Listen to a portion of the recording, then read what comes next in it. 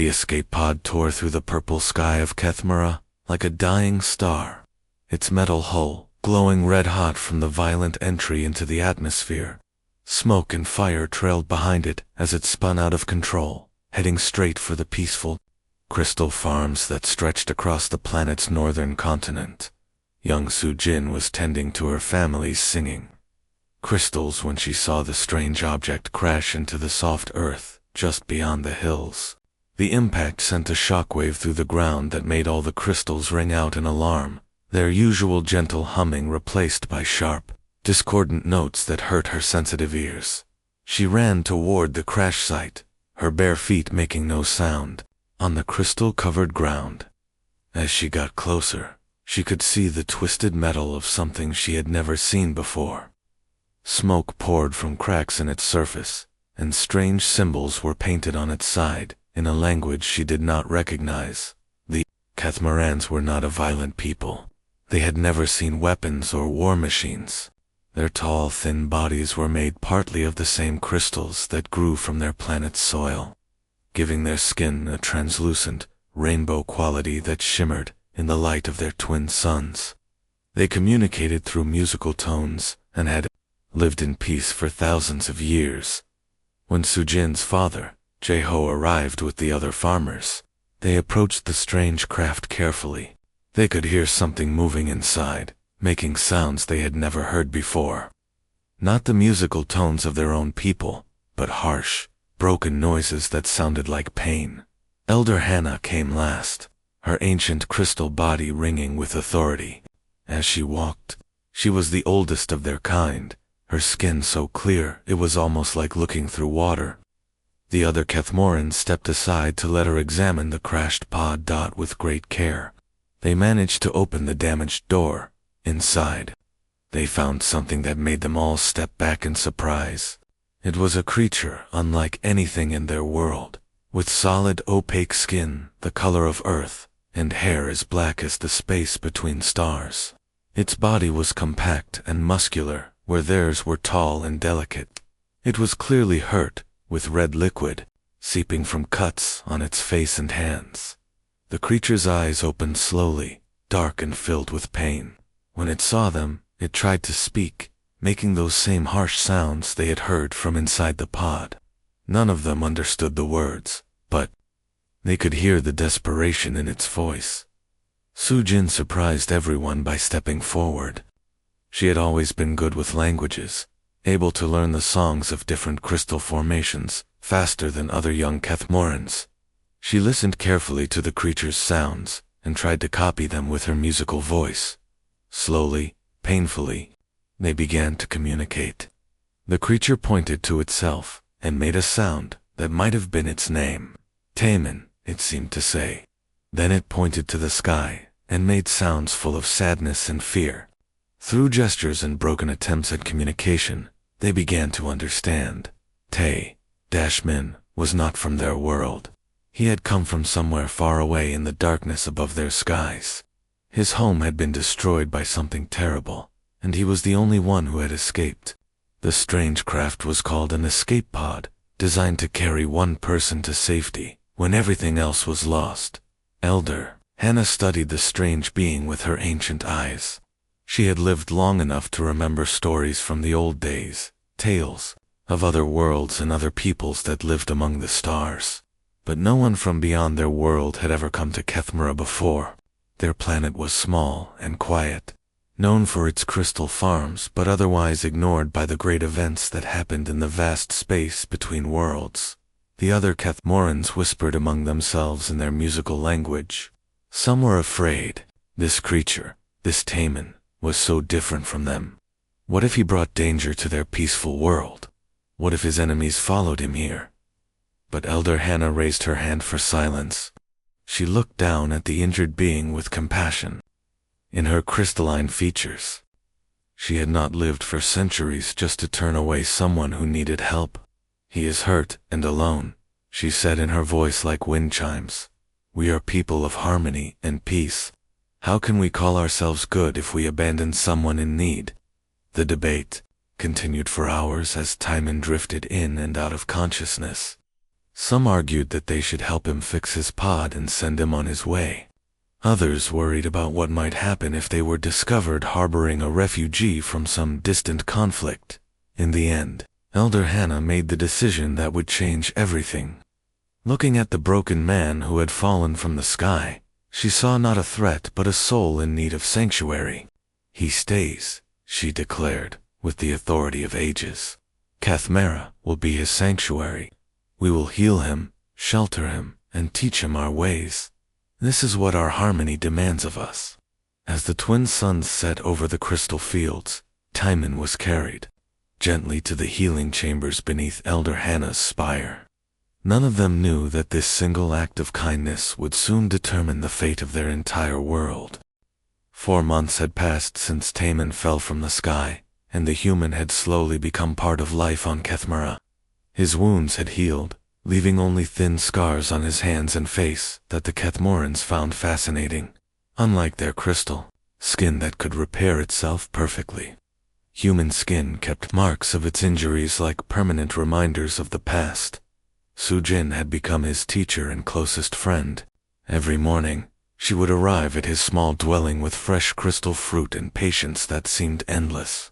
She taught him how to speak in the musical tones of her people, though his voice could never match the pure, bell-like quality of theirs.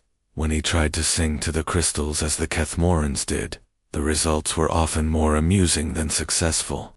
"Your voice is like rocks falling," Sujin would laugh, her crystal body shimmering with mirth. But the baby crystals seemed to like it anyway. It was true. The young crystal formations responded to Tamon's rough, human voice in unexpected ways, where Kathmoran songs made crystals grow tall and elegant. Tamon's attempts created short, sturdy formations that were incredibly strong. Elder Hannah found this very interesting. Tay-Min worked in the fields alongside the crystal farmers, learning their ways while sharing his own knowledge. The Kathmorans had always accepted that their ancient systems worked in mysterious ways. When something broke, they would sing to it hopefully, and if that failed, they would work around the problem. Tamon, however, had a different approach. "Why do you accept that the water channels are slowing down?" he asked Jeho one day as they watched the irrigation system struggled to deliver water to the outer fields. Jeho's crystal body chimed softly with confusion. "It is the way of things. The channels are old. They grow tired, like all living things." But Tamon got down on his hands and knees, examining the crystal pipes that carried water throughout the farming complex. His human eyes, so different from the Kathmoran visual organs that saw primarily in musical frequencies, noticed things they had missed. "Look," he said, scraping away mineral buildup from inside a pipe. "The channels are not tired. They are blocked. This white stuff builds up over time and makes the water flow slower." The Kathmorans gathered around, amazed. They had never thought to look inside the pipes.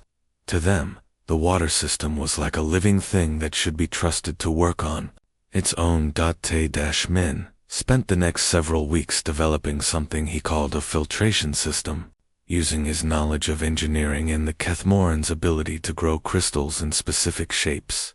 He created a series of crystal filters that would clean the water as it flowed through the system. Young Hai-Wan, who was learning to be a crystal singer, like her mother, watched Timon work with fascination. "How do you know these things?" she asked.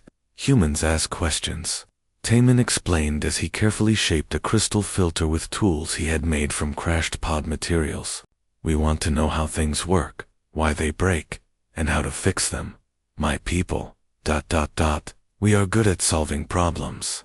His voice grew sad when he talked about his people, and Hai-Wan noticed that he always looked up at the stars when the sadness came. She began to understand that Timon carried a great loneliness inside him, the weight of being the only one of his kind on their world. But slowly, that loneliness began to ease. The Kathmorans welcomed him into their daily routines. He learned to join their evening harmony sessions, where the entire community would sing together to strengthen the bonds between them. His voice was still rough and strange, but it added a new depth to their music that they had never experienced before. Elder Hannah often visited Timon as he worked on his projects. She was fascinated by his stories of human civilization, so different from their own peaceful world. He told her about great cities that reached toward the sky, about ships that could travel between the stars, and about the terrible wars that had destroyed his home. "Your people sound very strong," she observed one evening as they watched the twin suns set over the crystal fields. "Strong, yes," Timon replied sadly, "but also very good at destroying things. I came here with nothing because everything I knew was burned away." "You did not come with nothing," Elder Hannah corrected gently. "You brought knowledge. You brought new ways of thinking. You brought yourself, and that is a gift to us."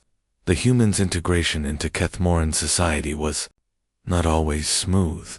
His direct way of speaking sometimes clashed with their preference for gentle suggestion. When he disagreed with someone, he would say so clearly, while the Kethmorans would express disagreement through subtle changes in their musical tones. But these differences also brought benefits. When the crystal farmers were planning their next season's crops, Timon suggested new arrangements that would make the work more efficient. His practical approach combined with their deep understanding of crystal growth created better yields than they had seen in generations. As the seasons changed, Timon began to feel something he had not expected, the constant ache of loss that had filled his chest since the destruction of his home was slowly being replaced by something warmer. He was starting to belong here. He did not know that far above in the darkness of space, ships were already moving toward their peaceful world, bringing with them the same destruction that had taken his first home. The first sign of danger came on a morning when the crystals themselves began to sing in warning across all of Kethmora. The great formations that had hummed peacefully for centuries suddenly changed their tune to something sharp and urgent. Elder Hannah had never heard such sounds before, and the fear in them made her crystal body ring with alarm. High above the planet, massive ships hung in the darkness like metal predators. Admiral Corex stood on the bridge of his flagship, looking down at the green and purple world through cold eyes. The intelligence reports had been correct. Kethmora was perfect for their needs, peaceful, productive, and completely defenseless. "Send the standard transmission," Corex ordered his communications officer. "Give them the usual terms. They have 48 hours to respond." Down on the surface, the Kethmorans gathered in their largest harmony chamber as Elder Hannah activated the ancient communication crystal. The message that came through was spoken in a harsh, mechanical voice that made everyone's crystal skin ache with its ugliness. "People of Kethmora," the voice announced, "you are now under the protection of the Galactic Hegemony. You will surrender 70% of all agricultural production immediately.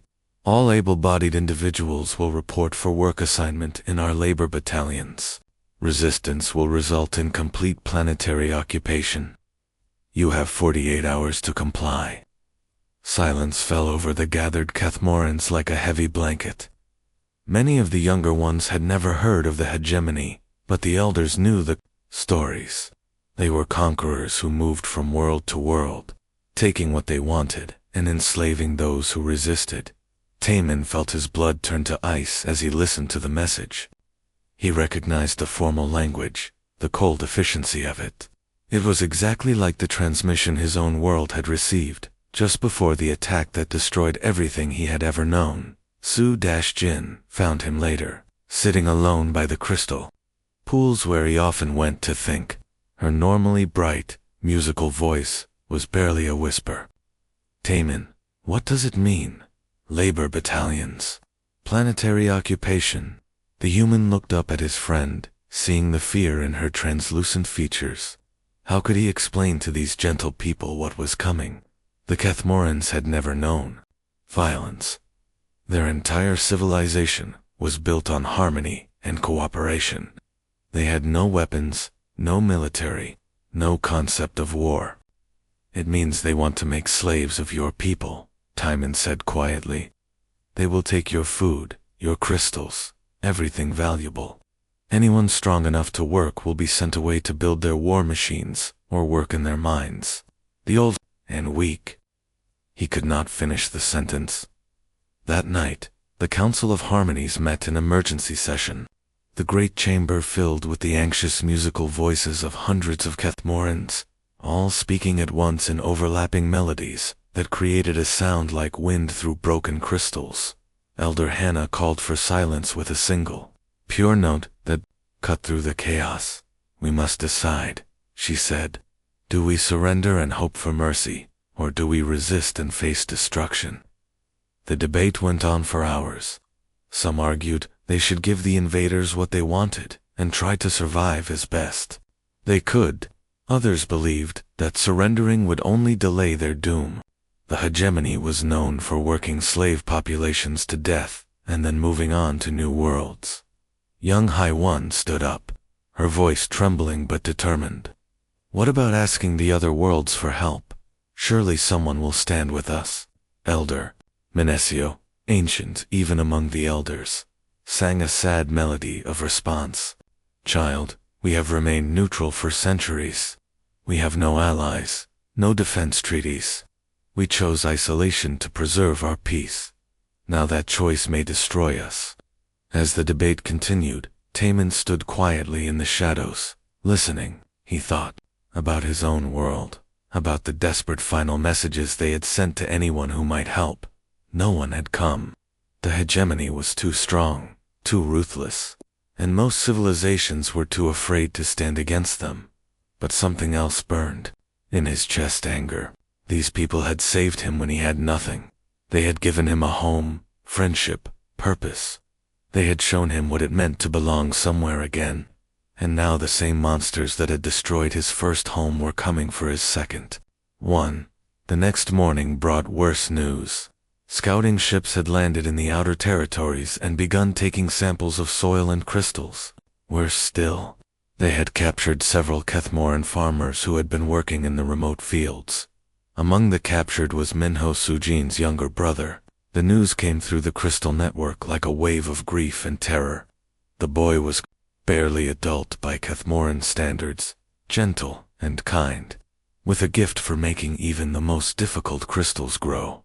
Sujin collapsed when she heard, her crystal body flickering with anguish. "They took him," she whispered. "They took my brother. What will they do to him?" Taimin held his friend as she wept, feeling rage build inside him like a fire. He had run from the hegemony once, escaped while his world burned, and his people died. He had told himself he was done with fighting, done with war. But watching Sujin's grief, seeing the fear in every Kethmoran face around him, he realized something important. He was not just a refugee anymore. These people were his family now. This world was his home, and he would not run again. That night, as the twin moons rose over Kethmira, Taman made a decision that would change everything. It was time to tell his new family who he really was, and what humans were truly capable of when protecting those they loved.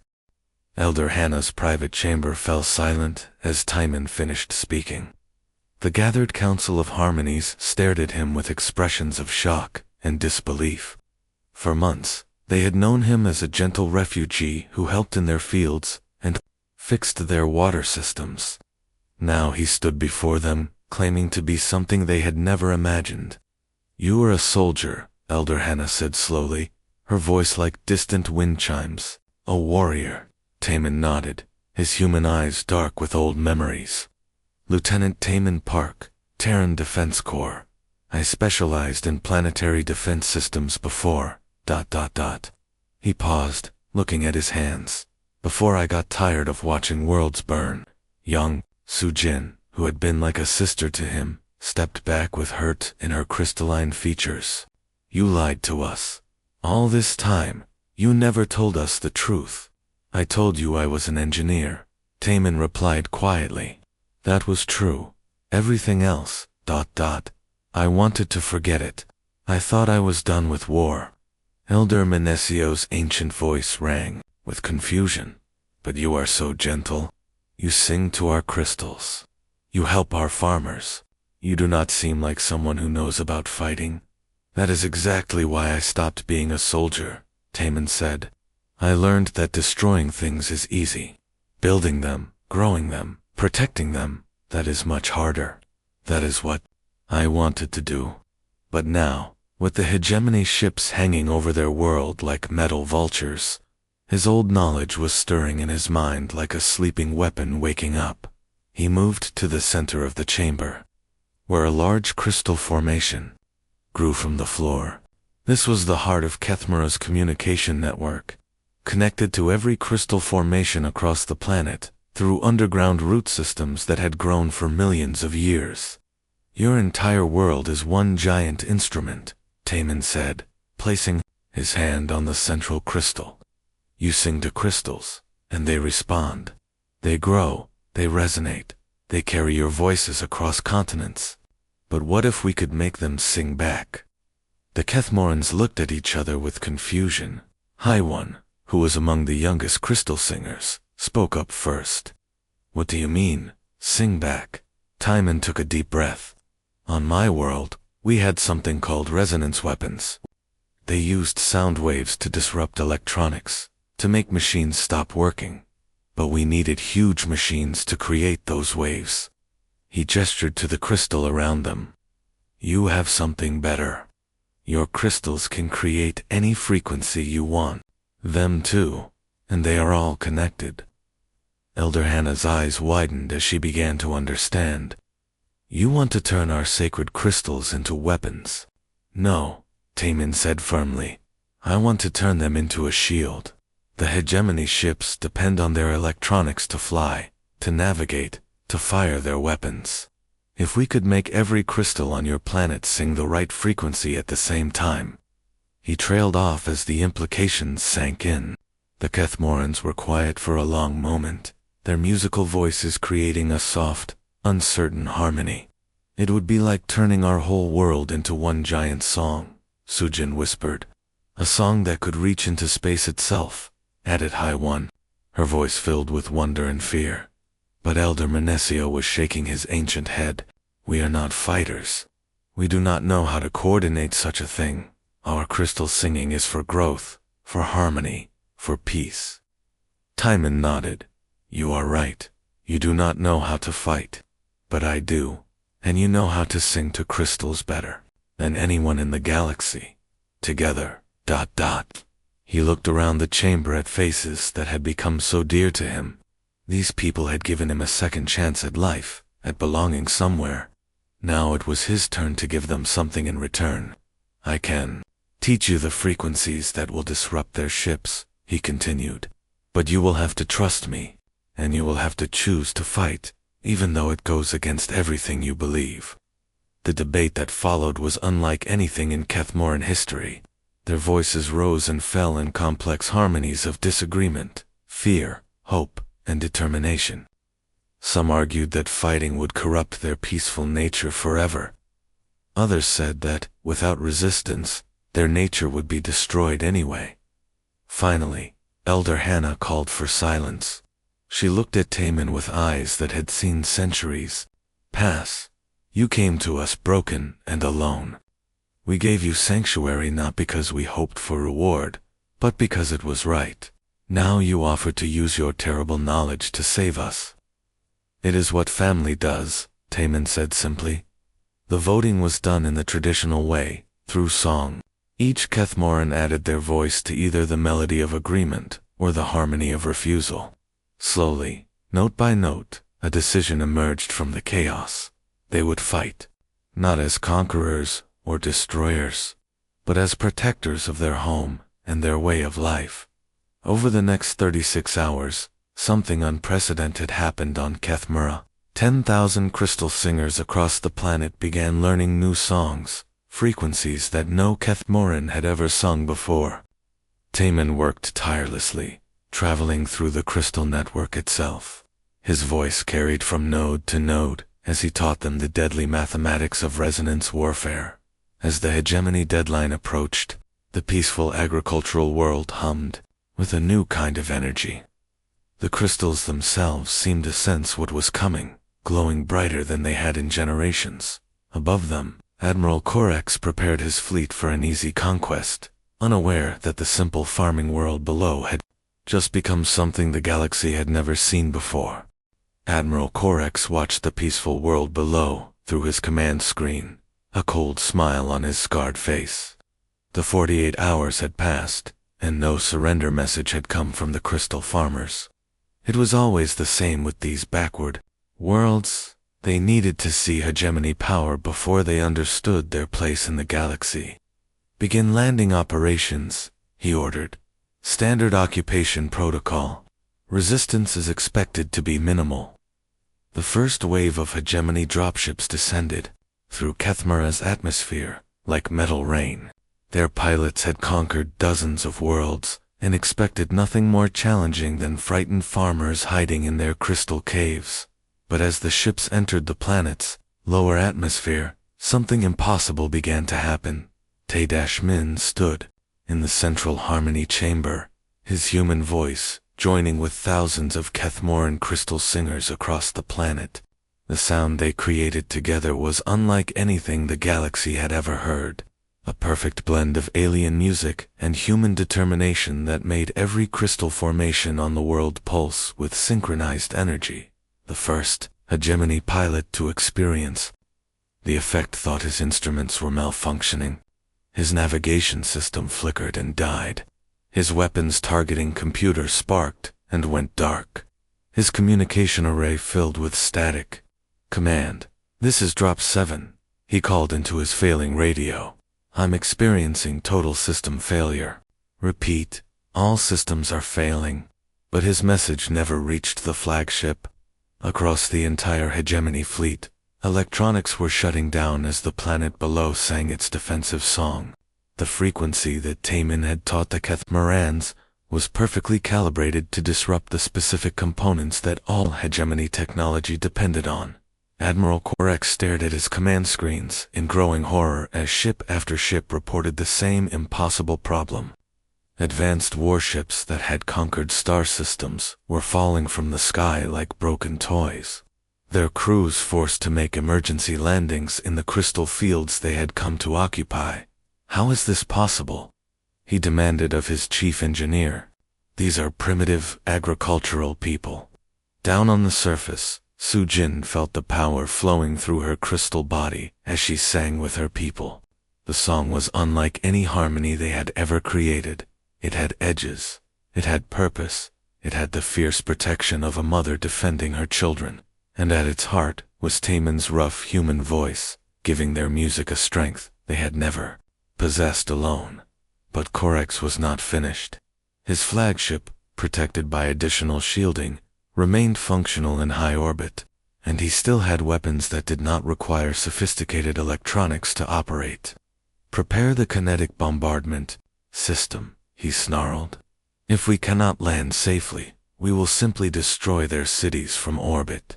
The threat came as a harsh transmission that reached every crystal on Kethmera. "Cease your interference immediately, or we will begin orbital bombardment of your population centers. You have 1 hour to surrender unconditionally." In the harmony chamber, the singing faltered as fear crept into the Kethmoran voices. They had stopped the invasion, but they could not stop bombs falling from space. Elder Hannah looked at Tay-Min with desperate eyes. "Can our song reach that far? Can we protect ourselves from orbital attack?" Tay-Min shook his head sadly. "The ship is too far away, too well shielded. Our resonance cannot reach it." But then, young High One stepped forward, her voice trembling, but determined. "What if we sing a different song? Not to their ships, but to them." Before anyone could ask what she meant, alarms began blaring from the crashed hegemony ships scattered across the crystal fields. The soldiers who had survived the crashes were sending desperate messages to their admiral. "Sir, they have prisoners," came a panicked voice over Corex's communication system. "They captured Lieutenant Minho and 15 other locals during the reconnaissance. The locals are demanding their return." Tay-Min's blood went cold. He knew hegemony tactics. They would use the prisoners as human shields. threatened to execute them if the planet did not surrender. The transmission came exactly as he expected. "We hold 16 of your people," Corex announced coldly. "Unless you surrender immediately, they will be executed one by one, beginning in 30 minutes.